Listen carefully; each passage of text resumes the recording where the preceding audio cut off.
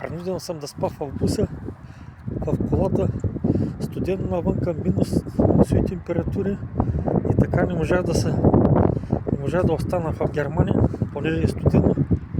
Минусови температури, спа в колата, болен, всъщност увреден от тия чада на сатаната албанците. Ето някой, ако не вярвате, тук пише Раш плац, ето. И може да мисля, че не съм в Германия, спим в студа, вънка си вали яко сняг. Ето. Там е бензиностанцията. Съм принуден да спа в колата, понеже тогава така стана случая. Те чада на сатаната, за които те не са наши, нали, с български паспорти управници тогава през 2000-та година, 1999 година, пуснаха натовски самолети да бомбардират Сърбия заради чадата на сатана, където още от начало почнаха да се дразнят с мен, като започнах във фирмата работа. Те са като бутници. Много хора са, вътре се възползват, тук се дали права и те са гаварят сега, знаят българи, сърби, македонци сме за тях врагове, българите сме били цигани, аз съм бил циганин. Българите, ако съм циганин, ще ми дадат квартира и няма да съм на улицата. 14 години съм в Германия почти. И заради бежанци, заради албанци, аз съм християнин, те са мюсюлмани, аз съм лоши, защото съм християнин. И такива работи.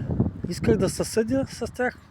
Лекарите, другите чада на сатаната, мултикулти, расистската медицина в Германия. Тя е изключително расистска, обаче последните увреждания, които им нанесаха, особено тази азиатската германка, по-скоро германската азиатка, още като и видях страшния поглед, страшното как влиза така с неприязан, без да добър ден, нищо, разбра, че се случи нещо много лошо и трябваше да напусна веднага. Аз не съм очаквал, че такъв лекар ще попадне, исках ортопедия, широпрактика. Няма да са учили. Това е нарочно, не да се учи. Други хора няма увредени, мен уврежда. Знае кой да увредят българина. И там трябва да се съдя също и с тях, с медицината. Не може така да се става тази ксенофобска медицина. Умишлено да увреждат. Не е важно, няма къде да идеш да кажеш какво става. Има прах жалба в здравната каса. Тях не ги интересува абсолютно. Казах, отиде в Лекарския съюз. Лекарския съюз ми казва, ти ще продължи година и половина или две, нещо каза. Питах, кой ще ме лекува, представлява, кой ще му дава помощ, не ги интересува. А като видиш на друг лекар, като кажеш, нали, че той е ударал албанеца, врата ма боли така, никой не ще да пише диагноза, защото значи тази диагноза ще еш на съд. Нали? Пък да не говорим, като каже, че лекарът е увредил, там пък друг лекар да ти пише диагноза за вреди. Затова ходях и в България, лекувах се от третото увреждане. Това не е едно увреждане, 3 увреждания, но обаче първото е най-лошото, което още не мога да го излекувам. В ушите невролога в България ми каза, че засегнат тригемнален нерв, обаче явно не е само това. Има нещо зад ухото там боли, като топче стои и засяга и челюстта и стяга там към ухото. Явно и нервът че е засегнат, но не е само това.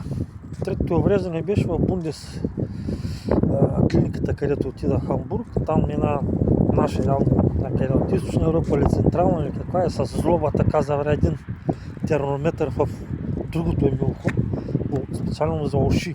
Може да гледа какви са уврежданията, нали. Ще казвам, че му болят ушите и тя не е нито лекарка, нищо. Просто през рецепцията такива били условията. Сложим нещо на пръста, да меряла пулса и завря с злоба така. Това има в лявото ухо. Ходя в България се лекува, слагах капки 2 седмици, някъде нещо ми мина, 3 седмици и се оправи добре. Радостен съм, че няма никакви такива усложнения от третото увреждане, обаче от първото, от тая азиатска германка е най-лошото. И какво ще правя сега? Аз съм против да се проверям, защото не мога да спа в буса, обаче тук никой няма да им даде на мен държавно жилище. Нали, увреден да съм и каквото и тях не ги интересува, те дават на беженци там от Азия, от Африка, Латинска Америка, някакви такива. тяхни хора, свои хора, а и на украинците там по някакви причини защо им дават. Не е нужно да се коментира.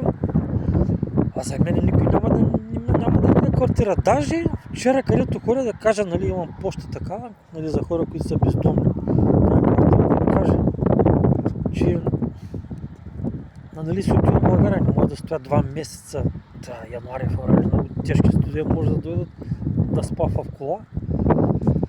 Болен, увреден, по-скоро увреден, да стоя и ги помоля като човек да ми запазят тия писма, които ми ги пращат там от банки, от тиото. Не може, трябва, ако взима някой, нали, той да ги взима, тогава може, иначе така, не може ли да ги запазя, защото тия писма много тежат, сигурно там ще получа 5-6 писма, не знам колко, може и да не е толкова, докато дойде март месец, малко са позатопли.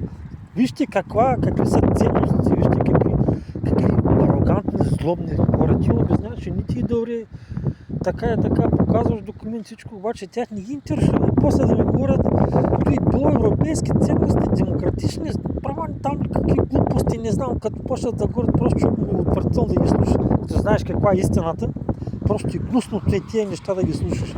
Отвратително. Просто отвратително се слушат. Няма никакви дни, ако попаднеш на добър чиновник да ти влезе в положението, и той ако и немец в Германия са ми помагали единствено само немци. Ако е немец, може да ти помага. Има и зли немци, има и добри немци. Обаче ако са такива, де са дошли при 23-40 години някакви от имигрантски поколения европейски, или са и европейските са такива, извън европейските имигранти са злобни расисти, большинството. Като с този португалския, там имаше на работа и португалец, той застава на... Това ми е понятно, с португалците ги познавам още от Испания. В Испания сме им взимали работа, там дойдехме. Тук също сме им взимали работа в Франкфурт, като бях. Тем по-скоро назад на Арабия. Аз в начало ги мисля, че са араби, то се оказа, че били от португалци. Взимали сме им работа. Това са най-коварните от европейските расисти. И от другите, от които не съм очаквал, в тази фирма също имаше един грък, роден в Германия също. Се има за голям немец и той за АФД. АФД, там каза на един арабин да гласуваме за АФД, да изгонят нас българите, румънците, не сме врага. Такава омраза имаше и той към мен, нищо не съм направил, просто намразя, че идваме тук, че им взимали работа, че им взимаме, не знам кой им взимаме. Сега аз като не дойдат, на моето наше дойдат 100 000 или 1 милион африканеца. Или там азиатица. Няма гръцкия гърка роден в Германия няма да се облъжи, заради това, че искам да ви кажа кои са от най-големите расисти. Португалците от европейските, гръцките, след това поляци и т.н. От бежанските там има много и мароканци, съм срещал и такива, но обаче не ме интересува тях. Аз не съм специално за европейците не съм очаквал такъв расизъм и омраза към нас. А и за албанците ясно там участвали се планетата на Стара Загора, Нова Загора, Отоманската империя. Тия хора не може да очакваш добро, че Евросъюза ги там някакви глобалистки, глобалистки сили, които управляват глобализъм в днешния свят, им трябваха и са на тяхна страна, като избиваха сърбите, и сега за мен ми е понятно, че българите си мислят тях врагове. Освен сърби и така нататък. Но обаче нашите тогава пуснаха самолети, горките албанци да бомбардират Сърбия заради тях, и всякак се отнасят колко са злобни и коварни. Чадата на дявола. Така. Това е. Отиваме да спим в колата на снега. Се намалим малко. Тато цяло може да вали сняг. Има малко снежи така натрупал. Ето тук се вижда някакво конеярието на тревата и тук снеги. Минус 1-2 градуса е. Такива са нещата в Европейския съюз.